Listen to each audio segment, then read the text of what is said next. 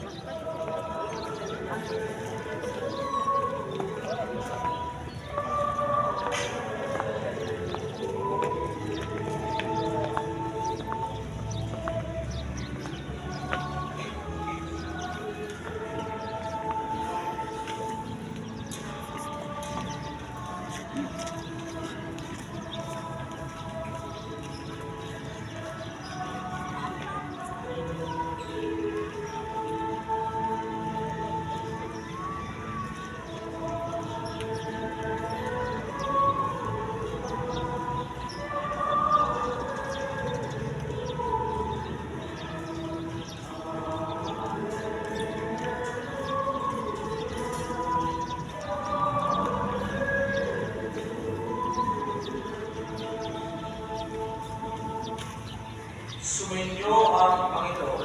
At sumalilig, Ang mabuting balita ng Panginoon ayon kay San Lucas. papuri sa iyo, Panginoon.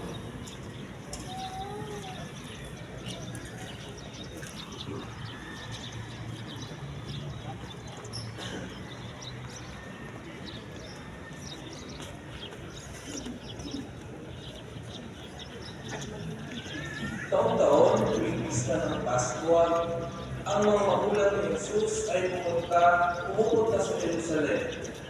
At nang 12 taon na siya, pumarong sila gaya ng dati nilang ginagawa. Pagkatapos ng pista, sila ay umuwi na.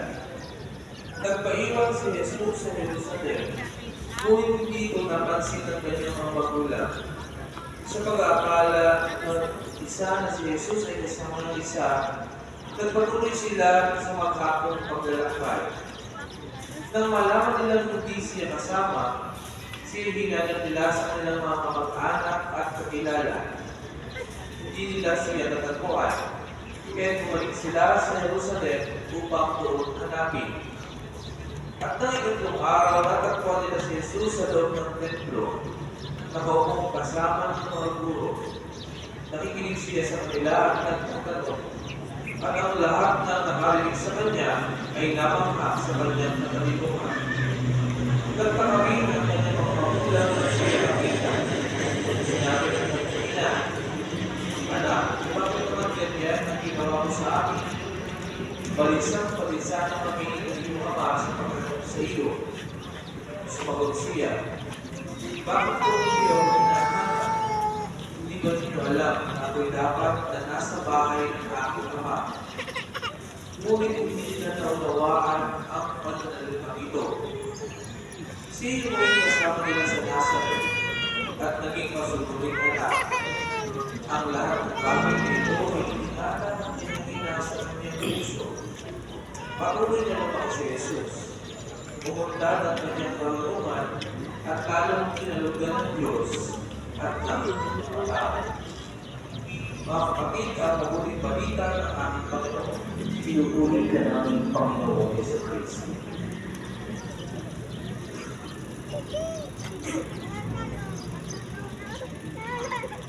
Nung kami po ay nasa theology pa, ay nagkaroon po kami ng pagkakataon na pumunta sa misyon sa ibang bansa. Sa kalalitan ko ng limang taon na yun, mga isang taon, kami ay lumabas sa ibang parang misyon sa ibang bansa. At pinalag po akong makapunta sa Latin America. Dahil po Latin America ito, kailangan ko mag-aral ng ibang lingwahe. Kailangan ko mag-aral ng Espanyol.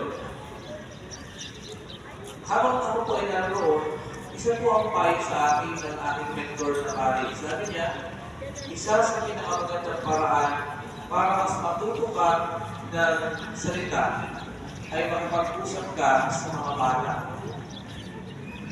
Sapagkat ang mga bata, una Unang-una, hindi mahalaga sa kanila kung sino ka, kung ano ka. Thank you po.